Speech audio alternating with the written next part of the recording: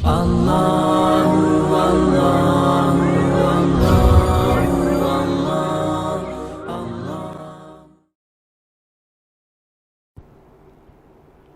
ہماری جو گفتگو چل رہی ہے الایمان بالیوم الآخر،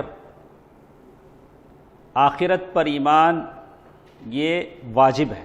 ہاں، آخرت پر ایمان لانا واجب ہے، اور اسی میں سے قیامت ہے جو سب سے آخر میں آئے گی، جس کو الیوم الآخر اسی لیے کہا گیا کہ وہ سب سے آخر میں آتا ہے، قیامت کا دن. تو قیامت کے آنے سے پہلے کچھ نشانیاں رونما ہوتی ہیں، اور انہی نشانیوں میں سے اس بات کا ذکر کیا گیا کہ قیامت سے پہلے بدعملی پھیل جائے گی. سبحان اللہ. بدعملی کسے بولتے ہیں سہیل صاحب؟ بدعملی کسے بولتے ہیں؟ برے اعمال. بد کے معنی برا، عمل آدمی کا برا. جیسے اللہ کے نبی صلی اللہ علیہ وسلم کی حدیث، ابو امامہ باہلی رضی اللہ عنہ فرماتے ہیں رسول اللہ صلی اللہ علیہ وسلم نے فرمایا، اسلام کی کڑیاں ایک کے بعد دیگرے ٹوٹتی جائیں گی. اسلام ایک مجموعے کا نام ہے، زندگی گزارنے کا جو طور و طریقہ ہے، اللہ تعالیٰ کی شریعت ہے. اسلام کی جو کڑیاں آپس میں ملی ہوئی ہیں ایک ایک کر کے ٹوٹتی جائیں گی، اور حالت یہ ہوگی کہ جب ایک چیز ختم ہوگی تو لوگ دوسری کڑی پکڑ لیں گے. اور سب سے پہلے جیسے اس حدیث میں بتایا گیا، سب سے پہلے نقضاً الحکم، خلافت ختم ہو جائے گی. اسلام کی سب سے پہلی چیز کیا ختم ہو جائے گی؟ خلافت ختم ہو جائے گی. اور آخری چیز جو ختم ہوئی خلافت عثمانیہ، آخری چیز ختم ہوئی خلافت، پھر بھی مسلمان متحد تھے لیکن وہ چیز بھی ختم ہو گئی. وآخرہن الصلاۃ، سب سے آخر میں اقامت صلاۃ کی کڑی ٹوٹ جائے گی. تو اسی لیے کہتے ہیں قیامت کی نشانیوں میں یہ ہے کہ نمازوں سے خشوع خضوع ختم ہو جائے گا. ہم لوگ نماز پڑھیں گے لیکن کیا نہیں رہے گا؟ وہ دل سے پڑھنے کی جو بات ہے وہ چیز ختم ہو جائے گی. عادت کے مطابق ادا ہوں گی، لوگ مسجدوں میں جائیں گے، لیکن وہ جو انہماک توجہ کے ساتھ اللہ کے بارگاہ میں کھڑے ہونے کا تصور لے کر جو کھڑے ہوتے تھے وہ چیز باقی نہیں رہے گی. اسی لیے اور ایک حدیث میں ابو ہریرہ رضی اللہ تعالی عنہ فرماتے ہیں، قیامت قائم نہ ہوگی یہاں تک کہ زمانہ قریب آ جائے گا، حتی یتقارب الزمان وینقص العمل. زمانہ قریب ہو جائے گا، کیا مراد ہے؟ تو زیادہ جو لوگ گھر کا کرایہ ادا کرتے ہیں ان کو سمجھ میں آتا ہے زمانہ قریب ہو جانے کا کیا مطلب. یا کہہ کہ ابھی تو گزرا تھا لیکن فوراً کیا ہو گیا، بر کیا ہو گیا، وقت آ گیا. تو دونوں طریقے سے زمانہ قریب آ جانا ایک طرح نعمت بھی ہوتی ہے، بلا کہ ابھی تو تنخواہ لی تھی پھر تنخواہ لینے کا ٹائم آ گیا، ایسا بھی ہو سکتا ہے. آدمی جیسے سوچے ویسے ہو سکتا ہے. تو کہتے ہیں کہ دن قریب آنے کا مطلب یہ ہے کہ ہفتہ دنوں میں، دن گھنٹوں میں، گھنٹے منٹ میں، اس طرح سے تیزی کے ساتھ، بڑی تیزی کے ساتھ زمانہ جائے گا اور عملوں میں کوتاہی پیدا ہو جائے گی.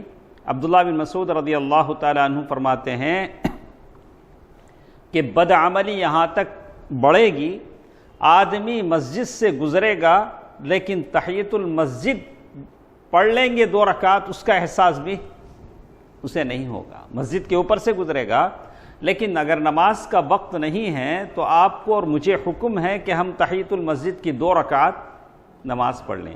اگر نماز کا وقت ہے تو آپ فرض نماز پڑھ لیں گے یا سنت پڑھ لیں گے جب مسجد سے گزرتے ہیں یا مسجد میں جاتے ہیں. لیکن اگر ایسا کوئی وقت نہیں ہے تو آپ کو مجھے کم از کم 2 رکعت تحیۃ المسجد پڑھنا ہے. لیکن آدمی وہ بھی نہیں کرے گا.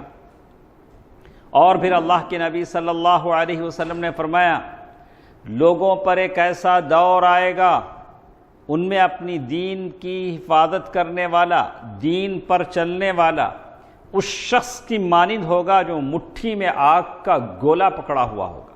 اگر مٹھی میں آگ کا شعلہ اگر آپ پکڑ لیں تو ٹھنڈا رہے گا، گرم رہے گا۔ گرم بھی وہ گرم جس کو آدمی برداشت نہ کر سکے۔ آدمی اگر شعلہ اگر آگ میں پکڑ لیتا ہے تو دین پر چلنا اتنا مشکل کام ہوگا۔ تو اس کا احساس ہمارے بہت سارے نوجوانوں کو ہے جو اپنی اسلامی شکل و صورت بنائے، آئی ٹی کمپنیوں میں یا دوسرے فیکٹریوں میں اگر وہ کام کرتے ہیں تو کس طرح ان کو دیکھا جاتا ہے عجیب نگاہوں سے، ان کے سلوک کو، ان کے ساتھ گفتگو کو۔ تو آج بہت زوروں پر یہ چیز ہم دیکھ رہے ہیں ہر سیکٹر میں، چاہے وہ پرائیویٹ سیکٹر ہو یا حکومتی ادارے ہوں، کوئی بھی داڑھی والا یا کوئی صاحب متشرع انسان اپنے لباس کے ساتھ، اپنی چہرے مہرے کے ساتھ پہچانا جاتا ہے کہ پابند شریعت ہے، تو اس سے ایک طرح کا عجیب سلوک لوگ کرتے ہیں، والعیاذ باللہ۔ تو ایک زہر ہے جو غیروں کے دل و دماغ میں بسایا جا رہا ہے، اور اللہ تعالیٰ ہے مسلمانوں کی حفاظت کرے گا، اس دین کی حفاظت کرے گا۔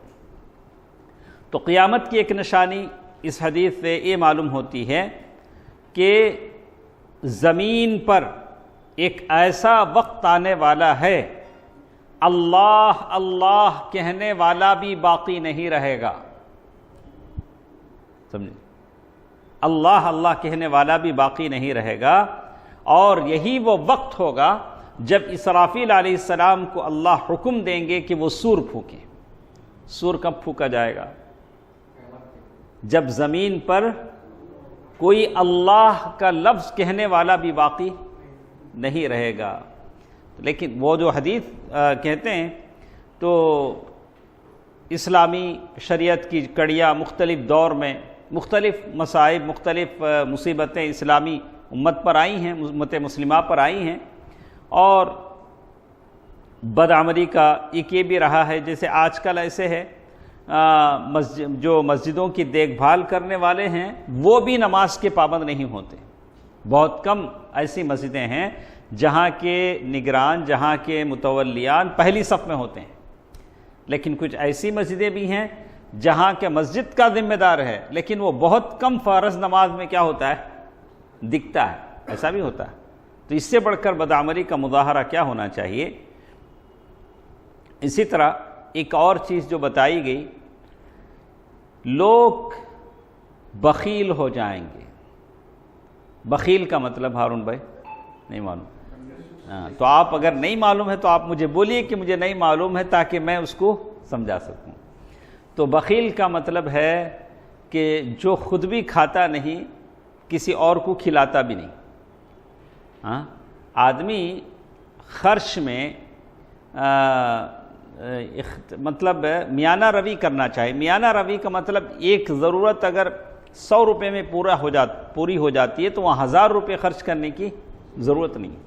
لیکن آدمی خود اپنے لیے کھانا بھی نہ کھائے، کپڑا بھی نہ پہنے، بیوی بچوں کو بھی نہ کھلائے، تو یہ چیز غلط ہے، یہ چیز غلط ہے۔ ابو ہریرہ رضی اللہ تعالیٰ عنہ فرماتے ہیں یتقارب الزمان، زمانہ قریب ہو جائے گا۔ زمانہ قریب ہونے کا مطلب سمجھیں؟ وینقص العمل، لوگوں کی زندگیوں سے عمل ختم ہو جائے گا، بدعملی کا دور آ جائے گا۔ ویلقی الشح، بخیلی پیدا ہو جائے گی۔ بخیلی اچھی چیز نہیں ہے۔ اللہ کے نبی صلی اللہ علیہ وسلم بہت خرچ کرتے تھے، اور بخالت کا عام ہو جانا یہ قیامت کی نشانی ہے۔ تو آپ اللہ تعالیٰ سے دعا کریں کہ اللہ تعالیٰ وسعت عطا فرمائے، رزق میں، روٹی میں، خود اچھا کھائیں، بیوی بچوں کو کھلائیں، رشتہ داروں کو کھلائیں، ماں باپ کو جتنے مسلمان ہیں سب کو آپ دیں، اور یہ اچھی چیزیں اللہ تعالیٰ اس میں برکت دیتے ہیں۔ اسی طرح ایک اور چیز جو بہت ہی اہم ہے، آج کے اس درس میں ہی ہمارا عنوان بھی تھا کہ امت مسلمہ شرک میں مبتلا ہو جائے گی۔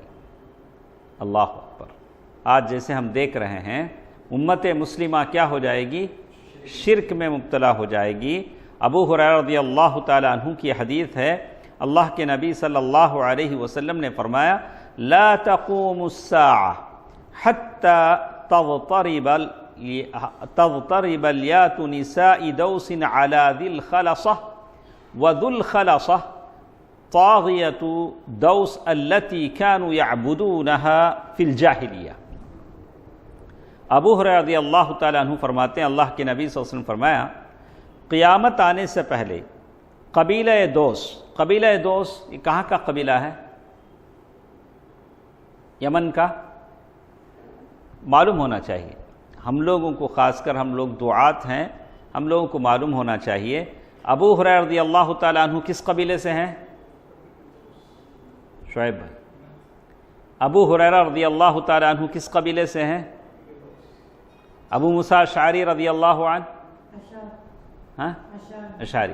لیکن ابو موسیٰ اشعری رضی اللہ تعالیٰ عنہ نے کہا تھا کہ اللہ کے رسول صلی اللہ علیہ وسلم میں نے اپنے قبیلے کو بہت سمجھایا دوس، لیکن وہ مسلمان نہیں ہوئی، آپ بد دعا کیجئے، قبیلے پر کیا کیجئے؟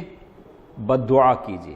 اللہ کے نبی صلی اللہ علیہ وسلم نے ہاتھ اٹھایا، اب اللہ کے نبی صلی اللہ علیہ وسلم ہاتھ اٹھائیں تو کیا مطلب؟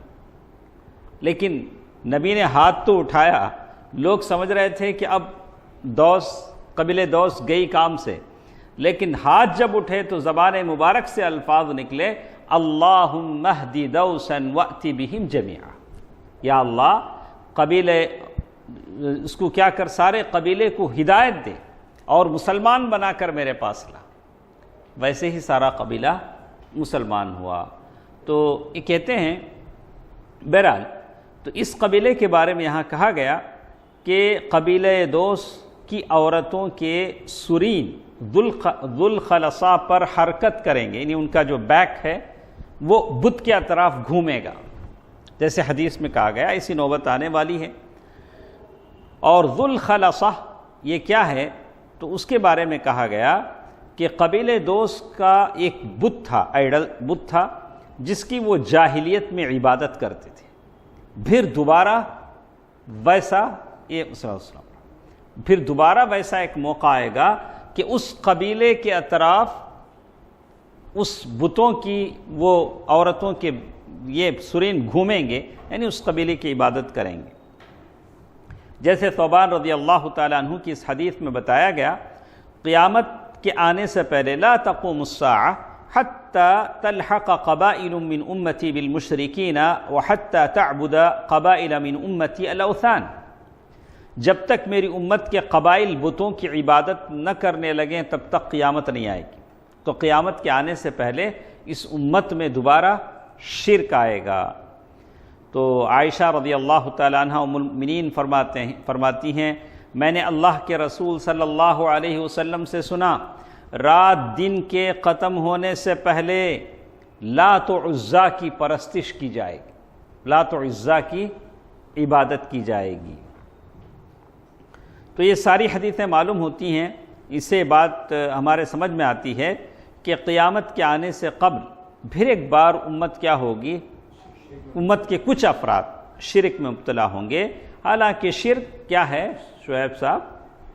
سورہ لقمان کی آیت بولیے، ان الشرک لظلم عظیم، شرک بہت بڑا ظلم ہے، جیسے اللہ تعالیٰ نے سورۃ لقمان آیت نمبر 13 میں اللہ تعالیٰ نے صاف طور سے فرمایا۔ تو اللہ کے نبی صلی اللہ علیہ وسلم کے بارے میں آتا ہے کہ اللہ کے نبی صلی اللہ علیہ وسلم اور صحابہ کرام حنین کی جنگ میں جا رہے تھے، جاتے جاتے بیری کے ایک درخت کے پاس گزرے۔ بیری کا درخت بولے تو عبداللہ بھائی کو اچھا معلوم ہیں کیا عبداللہ بھائی؟ تو رقیہ کے لیے لا کو اس کے پتے ڈالتے نہیں، بیری کے پتے۔ تو بیری کے درخت کے پاس سے اللہ کے نبی صلی اللہ علیہ وسلم جا رہے تھے، اور اس درخت کا ایک نام تھا ذات انواط، اس درخت کا نام تھا۔ اور مسلمان کیا کرتے تھے، یعنی جاہلیت کے زمانے میں وہ لوگ وہاں سے جاتے تو اپنا جو ویپنز ہوتا، تلوار تیر اٹھا کر اس درخت کو لٹکاتے، ہینگ کرتے، تو اس میں ویپنز میں کیا ہوتا، پاور آتا۔ کیا ہوتا؟ پاور آتا۔ آپ لوگ دیکھے ہوں گے آج بھی آٹو والے، لاری والے، جہاں بھی ایک درگاہ مندر ملا وہاں سے کیا کرتے، وہاں سے ایک مندر پوجا کر کے ڈوری لا کے اپنی لاری کو بنتے۔ لاری کیا ہوتی ہے، اور اسپیڈ جاتی، اور سمجھتے کہ وہ ڈوری وہ لاری کو ایکسیڈنٹ سے کیا کرے گا، بچائے گا۔ ابھی جیسے انہوں نے وہاں سینٹرل کے پاس ایک باڈی گارڈ کوئل کیا رکھا، اس کی نئی گاڑی جو لیں گے وہ کوئل کیا کرے گا، اس کو باڈی گارڈ کی طرح حفاظت کرے گا. امن کوئل کا نام رکھا، الیاذ باللہ. طرح طرح کے لوگ ہیں، شرک کی شکلیں ہیں جو لوگوں نے بنا لی ہیں. تو جاہلیت کے زمانے میں بھی وہ جو درخت تھا، وہ درخت پر لوگ اپنا ویپنس لٹکاتے تھے، ہتھیار لٹکاتے تھے. کیوں لٹکاتے تھے؟ برکت کے لیے. کیوں لٹکاتے تھے؟ برکت کے لیے. تو صحابہ کرام وہاں سے گزرے تو صحابہ کرام نے کہا کہ اے اللہ کے رسول صلی اللہ علیہ وسلم، مشرکوں کے لیے جیسے یہ درخت ہے ذات و انواط، ہمارے لیے بھی آپ ایک درخت سلیکٹ کر دیں. ہمارے لیے بھی کیا کریں؟ ہم بھی چاہتے ہیں کہ مسلمانوں کے لیے بھی ایک کیا ہو، درخت ہو. اللہ کے نبی صلی اللہ علیہ وسلم نے یہ سنا تو کیا اللہ اکبر. اللہ کے نبی صلی اللہ علیہ وسلم نے کیا کہا؟ اللہ اکبر. یہ تو ایسا ہی سوال ہے جیسے بنی اسرائیل نے موسیٰ علیہ السلام سے کیا تھا. تم لوگ ویسا ہی سوال مجھ سے کر رہے ہو جیسے بنی اسرائیل نے موسیٰ علیہ السلام سے کیا تھا. بنی اسرائیل نے کہا تھا کہ اجعل لنا، اے موسیٰ ایسا کرو ہمارے لیے ایک آئیڈل بت بنا دو جیسے ان کے لیے ایک بت ہے. کما لہم آلہہ، ان کے لیے جیسے ایک آئیڈل ہے ہمارے لیے کیا کرو، ایک بت بنا دو. پھر اللہ کے نبی صلی اللہ علیہ وسلم فرمایا سنو، البتہ تم ضرور پہلے لوگوں کے راستے پر چلو گے. لو دخل جحر ضب لدخلتموہ، تم پہلے لوگ جیسے گئے ان کے راستے پر تم چلو گے. تو اس طرح کا ایک اللہ کے نبی صلی اللہ علیہ وسلم نے سختی سے اپنی امت کو شرک سے روکا ہے. اور جیسے ایک بات آتی ہے، اور انہ من یشرک باللہ فقد حرم اللہ علیہ الجنہ. اللہ تعالیٰ نے سورۃ المائدہ میں کہا کہ جو اللہ تعالیٰ کے ساتھ شرک کرے گا اور بغیر توبہ کے مرے گا، اللہ تعالیٰ نے جنت اس کے لیے حرام کر دیے. تو آج ہم لوگ دیکھ رہے ہیں کہ کتنے صحیح مسلمان ہیں، کتنے پرسنٹ رہیں گے. ہماری چنئی کے پٹالم کی بات کرو، پوری دنیا میں مت جاؤ. داشا مکان پٹالم، بولو سہیل، ہمارے پٹالم میں صحیح عقیدہ مسلمان کتنے ہوں گے؟ اور نام کے مسلمان جن کو ہم مسلمان کہتے ہیں وہ کتنے ہوں گے جو قبر پرست ہیں، جو درگاہوں پر ماتھا جھکاتے ہیں؟ حالانکہ کہا لا تسجدوا للشمس ولا للقمر واسجدوا للہ الذی خلقہن ان کنتم ایاہ تعبدون. سورج کتنا دور ہے ہم سے؟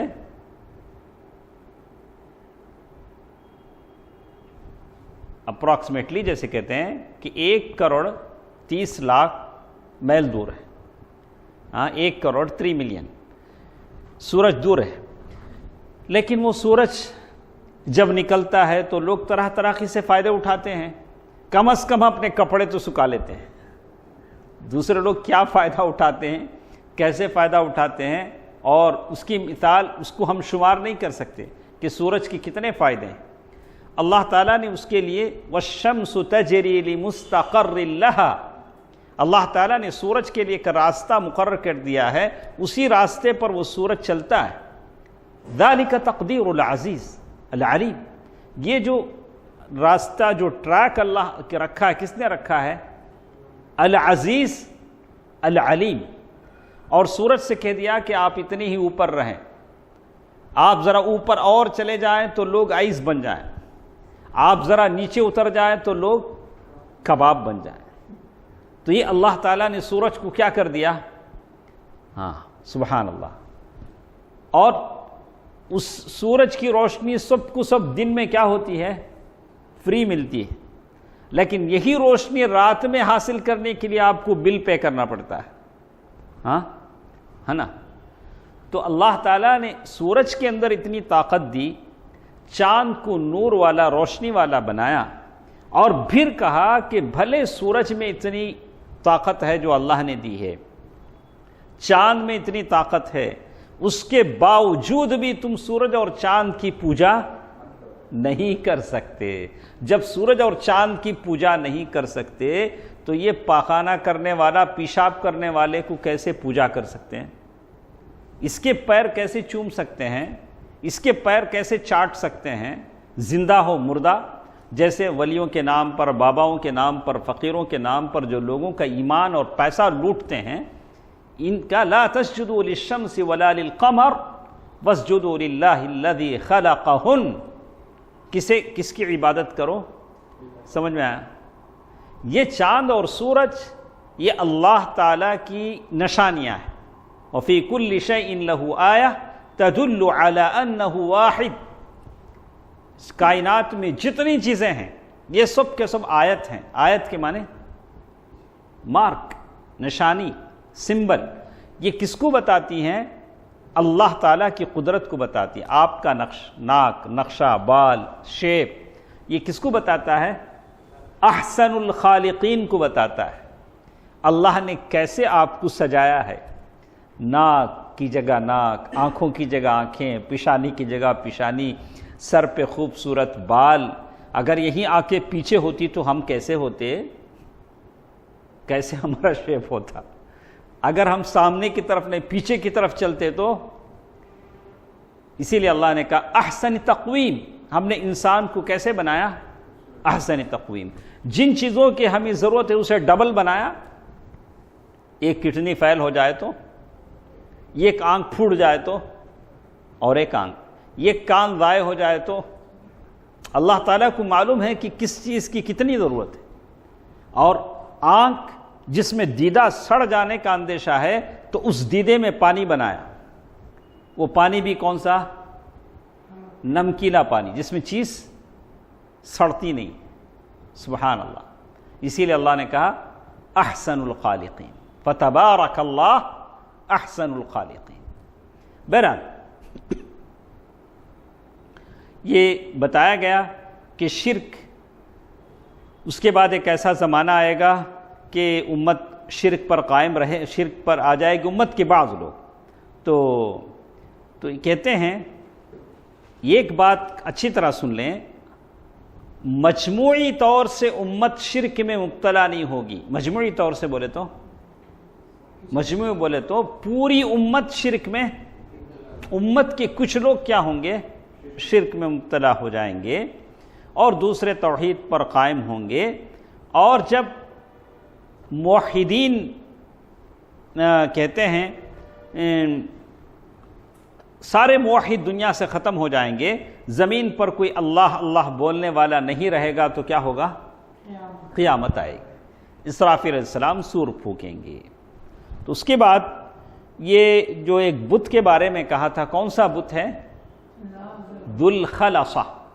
ذوالخلصہ، اس کے بارے میں کہتے ہیں کہ یہ طائف کے ساؤتھ، طائف کا جو ساؤتھ کا علاقہ ہے، زہران میں وہ تھا، اور اللہ کے نبی صلی اللہ علیہ وسلم نے جیسے کہا تھا اس کے مطابق لوگ اس کی پوجا کرنے لگے تھے بعد کے زمانے میں۔ تو اللہ تعالیٰ نے اس فتنے کو دبانے کے لیے محمد بن عبد الوہاب رحمہ اللہ کو کیا کیا؟ کھڑا کیا۔ محمد بن عبد الوہاب رحمہ اللہ داعی، مصلح، انہوں نے ان ساری چیزوں کو ختم کیا۔ تو میری خواہش بھی ہے کہ ہم لوگ ہفتے میں، مطلب مہینے میں ایک مرتبہ کوئی ایک ایسا دن رکھیں جس دن ہم کوئی ایک بڑی کتاب ایک دن میں ختم کریں، جس کو کہتے ہیں فاسٹ ریڈنگ، مطلب پوری کتاب قراءۃ سریعہ، یعنی پوری کتاب کیا ہو، مطلب ایک دن پوری کتاب شیخ محمد بن عبد الوہاب رحمہ اللہ کی زندگی کے تعلق سے، کب پیدا ہوئے، کہاں کہاں سفر کرے، کتنی کتابیں لکھی، حیات السندی، اور کئی اساتذہ سے انہوں نے، لیکن ایک دن میں، اس میں زیادہ یعنی 15 دن 10 دن نہیں، سنگل ڈے۔ اور ٹائم آپ طے کر لیں کہ صبح 2 گھنٹے، بیچ میں ایک آدھا گھنٹہ بریک، اس کے بعد آپ پورا، لیکن عربی میں پڑھیں گے، کتاب کس میں بھی ہوگی۔ آپ کو اپنے موبائل میں نسخہ ہے، آپ کاپی رکھ لیں گے، اب عربی میں جیسے ہم پڑھتے جائیں گے آپ دیکھیں گے، ایک دن میں، مہینے میں ایک دن یا مہینے میں 2 دن ایک کتاب قراءۃ سریعہ، جو اچھی کتابیں ہیں، جیسے فقہ کی کتاب ہے منہج السالکین، جو فقہ کی کتاب ہے، وضو کیسا بنانا ہے، غسل کیسا کرنا ہے، کتاب الطہارہ پانی کب پاک ہوتا ہے، نماز کے لیے کیا ضروری چیزیں ہیں، سیام، ایک دن میں ایک کتاب آپ کیا کر سکتے ہیں، ختم کر لے سکتے ہیں، تو اچھی بات ہے۔ تو ہم لوگ کہہ رہے تھے کہ یہ فتنہ شیخ محمد بن عبد الوہاب رحمہ اللہ کے زمانے میں ختم ہوا، اور اس وقت کے جو بادشاہ تھے عبدالعزیز بن محمد بن سعود ان کے زمانے میں، اور ایسا سمجھیے کہ یہ اس زمانے کی درگاہ تھی، جو آج کل کے زمانے کی درگاہیں ہیں، اس زمانے کی درگاہ تھی جس کو شیخ نے ختم کیا۔ اور شیخ جب موجود تھے، آپ نے سنا ہوگا کہ بقیع میں سارے کے سارے مقبرے تھے، یہ ان کا خبر بڑے بڑے جیسے آتے نہیں مزارات، وہ پورے ختم کر دیے گئے، پورے ختم کیے گئے۔ اور یہاں تک نوبت تھی کہ مسجد نبوی میں مورچھل چلتے تھے، مورچھل کے معنی وہ قبرہ کے پاس لے کوئی بیٹھتے نا، کیا وہ پنکھا چلاتے نا۔ تو اللہ تعالیٰ نے ان کے ذریعے سے اللہ نے سبب بنایا کہ یہ ساری بت پرستی، یہ ساری غلط چیزیں، شرکیہ مشرکانہ اعمال سارے کے سارے اللہ نے کیا کیے، ختم کر دیے۔ تو اسی طرح لیکن آج کل ہم لوگ دیکھ رہے ہیں کہ ایک وبا کی شکل میں جگہ جگہ یہ درگاہیں بنی ہوئی ہیں، اور درگاہوں پر ایک قوم ہے، ہر درگاہ کے کچھ لوگ ہیں جو اس کو اپنی سلطنت بنا کے بیٹھے ہیں، اور لوگوں کی محنت کی کمائی کا پیسہ وہاں کی ہنڈیوں میں جاتا ہے، اور اگر کوئی مصلح، کوئی داعی اگر اس کے خلاف کہہ دیتا ہے تو سارے کھڑے ہو جاتے ہیں، کیونکہ ان کے پیٹ پہ ضرب لگتی ہے، ان کو دکھ ہوتا ہے ہماری آمدنی چلے جائے گی، تو سارے اس کے دشمن بن جاتے ہیں۔ تو غیر اللہ کے نام پر نظریں ہوتی ہیں، نیازیں ہوتی ہیں، وہاں ان سے مرادیں اور دعائیں مانگی جاتی ہیں، اور قبر والے سے اتنا ڈرا جاتا ہے جتنا اللہ تعالیٰ سے بھی نہیں ڈرا جاتا، اور ایک طرح کی کیفیت وہاں پیدا کی جاتی ہے کہ وہاں عورتیں جاتی ہیں اور سجدے کرتی ہیں، لوٹ پوٹ کرتی ہیں، ادھر سے سب چیزیں مشرکانہ اعمال ہیں۔ اب اگر یہ شرک نہیں ہے تو اب شرک کہاں ہوگا، ہم کو ڈھونڈنا پڑے گا، اب شرک کس کو کہتے ہیں ہم کو ڈھونڈنا پڑے گا۔ تو معلوم یہ ہوتا ہے کہ قیامت سے پہلے پھر ایک بار یہ ساری چیزیں آ جائیں گی۔ اسی طرح ایک آخری چیز ہم لوگ دیکھ لیتے ہیں، اس میں کہتے ہیں کہ مساجد میں زیب و زینت، مسجدیں کیا ہوں گی، زیب۔ آج لوگ تلاش کرتے ہیں کہ ہم کو کیا چاہیے، ایسی مسجد چاہیے جہاں نرم قالین ہو اور فل اے سی ہو، لوگ ڈھونڈ کر آتے ہیں۔ کہا کہ اللہ مسجدوں کا جو اصل مقصد ہے وَأَنَّ الْمَسَاجِدَ لِلَّهِ فَلَا تَدْعُوا مَعَ اللَّهِ أَحَدًا، مسجدیں اللہ تعالیٰ کی عبادت کے لیے بنائی گئی ہیں۔ اللہ کے نبی صلی اللہ علیہ وسلم کی ایک حدیث آتی ہے، امام احمد کی روایت ہے، اور صحیح الجامع میں بھی یہ حدیث ہے، جس میں کہا گیا لا تقوم الساعة حتى يتباهى الناس في المساجد، قیامت آنے سے پہلے لوگ مسجدوں میں فخر و مباحات کریں گے، فخر و ہماری مسجد میں اتنا قیمتی ٹائل لگا ہوا ہے، ہماری مسجد میں اتنے اے سی ہیں، ہماری مسجد میں اتنا سجادہ قالین ایسے لگا ہوا ہے، کارپیٹ اتنا قیمتی ہے۔ بہرحال کوالٹی کیا ہے وہ الگ بات ہے۔ کتنے لوگ نماز کے لیے آتے ہیں، رجال لا تلہیہم تجارہ بیوت، کہا کہ مسجدیں اذن اللہ ان ترفع، کہا کہ یہ جو مسجدیں ہیں، مسجد کی زیب و زینت مصلیوں سے ہوتی ہے، اللہ کے ذکر سے ہوتی ہے، یہ ساری چیزوں سے نہیں۔ تو اسی لیے کہتے ہیں عن ابی الدرداء رضی اللہ عنہ قال اذا زوقتم مساجدکم، اور جب تم مسجدوں کو سجانے لگو اور قرآن کو مزین کرنے لگو تو تمہاری بربادی ہے۔ قرآن کو مزین کرنا بولے تو کیا، قرآن کو اچھا سونے کے اس سے لکھنا، کیا وہ ریشم کے کپڑے میں لپٹ کو رکھنا، لیکن پڑھنا قرآن اسی لیے تو نہیں آیا۔ وَلَقَدْ يَسَّرْنَا الْقُرْآنَ لِلذِّكْرِ فَهَلْ مِن مُدَّكِرٍ، ہم نے قرآن کو آسان کیا ہے کوئی نصیحت حاصل کرنے والا۔ قرآن، اسی لیے میں ہمیشہ کہتا ہوں انس بن سیرین یہی کہتے ہیں انزل القرآن، قرآن اس لیے اتارا گیا کہ آپ اس سے نصیحت حاصل کریں، اس پر عمل کریں۔ قرآن کی تلاوت کو ہم نے عمل بنا لیا، عمل کو چھوڑ دیا۔ ہم نے کیا کیا؟ قرآن کی تلاوت کو عمل بنا لیا۔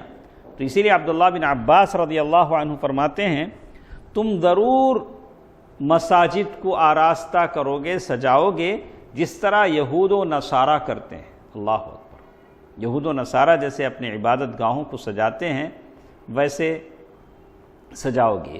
اس سلسلے میں کچھ ضروری باتیں ہیں، میں آپ کو ایک کر کے اپنی بات ختم کرتا ہوں۔ پہلی بات تو یہ معلوم ہوئی کہ مسجد کو سجانا قیامت کی نشانی ہے۔ کیا؟ تھوڑا پیسہ آ گیا، ذرا آئیڈیا آتا، کیا تو بھی کریں گے۔